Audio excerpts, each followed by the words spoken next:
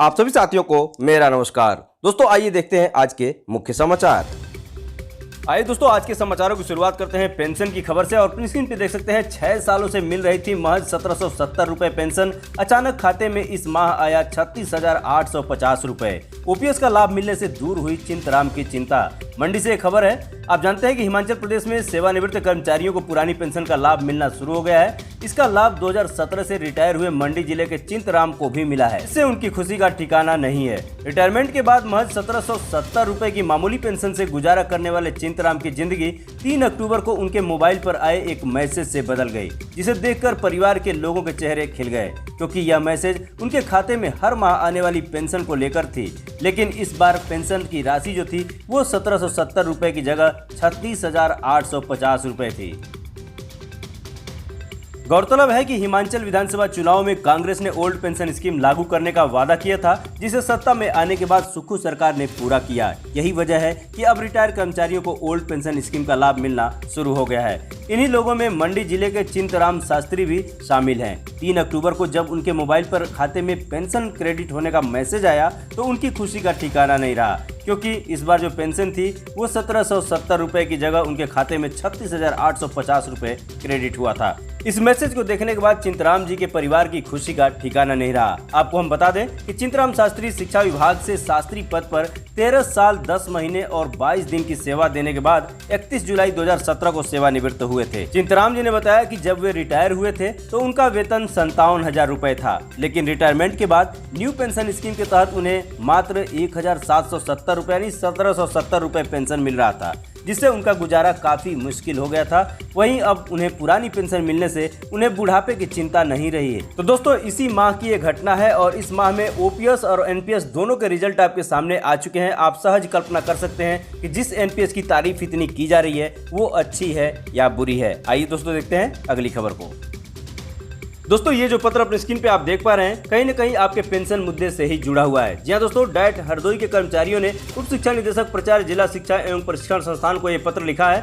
विषय है संस्थान में लिए जा रहे विभिन्न समाचार पत्रों को बंद करने के संबंध में। यहाँ पे बताया गया है कि कृपया उपयुक्त विषय के संबंध में अवगत कराना है कि दिनांक 1 अक्टूबर 2023 को देश के कोने कोने से समस्त विभागों के एनपीएस धारक कर्मचारी अधिकारी पुरानी पेंशन की मांग को लेकर दिल्ली के रामलीला मैदान में एकत्रित हुए।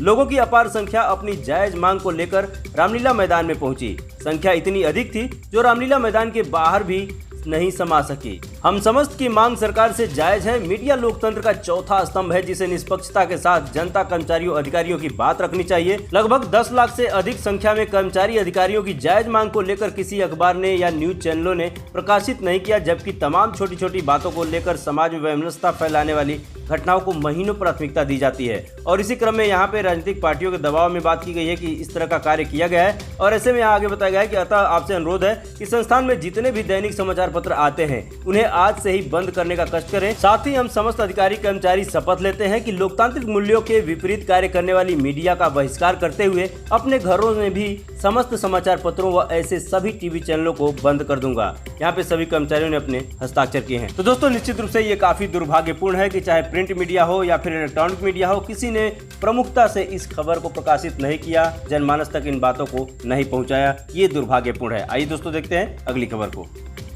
दोस्तों अगली खबर हमारे विद्यालय में मिलने वाले टैबलेट से जुड़ा हुआ है। आप स्क्रीन पे देख सकते हैं परिषदीय शिक्षकों को मिलेंगे 4438 टैबलेट। तो दोस्तों ये 4438 टैबलेट जो है वो आजमगढ़ जनपद का न्यूज है। यहाँ बताया जा रहा है कि जिले के 2705 परिषदीय विद्यालयों के प्रधानाध्यापक व एक शिक्षक को टैबलेट शीघ्र ही मिलने वाला है। इस माह के अंत तक जिले में शासन से 4434 टैबलेट भेज दिए जाएंगे। शासन से भेजे जाने वाले टैबलेट को रखने के लिए बेसिक शिक्षा विभाग डाइट में रखने का इंतजाम कर रहा है। यहीं से शिक्षकों में टैबलेट का वितरण किया जाएगा।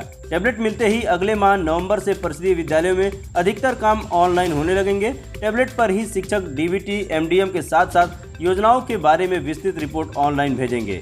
इसके साथ ही उपस्थिति भी इसी टैबलेट के माध्यम से देने की बात की जा रही है। आगे यहाँ पे बेसिक शिक्षा अधिकारी महोदय का क्या कहना है वो चीज देख लेते हैं। शिक्षकों के लिए इसी माह जिले में शासन से 4434 टैबलेट मिलने वाले हैं। इसके बाद सभी 2705 परिषदीय विद्यालयों के प्रधानाध्यापक व एक शिक्षक को शीघ्र ही टैबलेट उपलब्ध कराया जाएगा।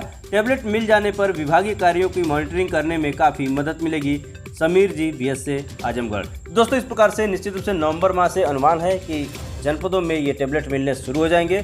शीघ्र ही आपके जनपद में भी इस तरह की खबर मिलनी शुरू हो जाएगी। आइए देखते हैं अगली खबर को। दोस्तों, यदि आप प्रधानाध्यापक है या इंचार्ज प्रधानाध्यापक है तो अक्सर आप अवकाश लेकर तो चले जाते हैं, लेकिन अपना प्रभार किसी को सौंप कर नहीं जाते हैं। और इसी संदर्भ में अपनी स्क्रीन पर आप देख पा रहे हैं कार्यालय जिला बेसिक शिक्षा अधिकारी संबल का यह आदेश है जो कि 5/10/2023 को दिया गया। इस आदेश में बताया गया है कि जनपद में संचालित परिषदीय प्राथमिक एवं उच्च प्राथमिक विद्यालयों के निरीक्षण के समय संज्ञान में आ रहा है कि कतिपय विद्यालयों के प्रधानाध्यापक, इंचार्ज प्रधानाध्यापक मानव सुविधा पोर्टल पर ऑनलाइन अवकाश दर्ज कर विद्यालयों में संचालित मध्याह्न भोजन योजना अन्य योजनाओं के संचालन हेतु किसी अन्य शिक्षक शिक्षिका को प्रभार सौंपे बिना ही अवकाश पर चले जाते हैं। ऐसी स्थिति में विद्यालय में प्रधानाध्यापक, इंचार्ज प्रधानाध्यापक की अनुपस्थिति में प्रभारी शिक्षक शिक्षिका की स्पष्ट जानकारी के अभाव में विद्यालय में संचालित मध्याह्न भोजन योजना अन्य योजनाएं प्रभावित होती हैं। अतः उक्त के क्रम में समस्त प्रधानाध्यापकों, इंचार्ज प्रधानाध्यापकों को आदेशित किया जाता है कि आवश्यकता की स्थिति में नियमानुसार अवकाश लिए जाने पर विद्यालय में संचालित मध्याह्न भोजन योजना अन्य योजनाओं के संचालन हेतु विद्यालय में कार्यरत किसी अन्य शिक्षक शिक्षिका को प्रभार सौंपने के उपरांत ही अवकाश लिया जाए।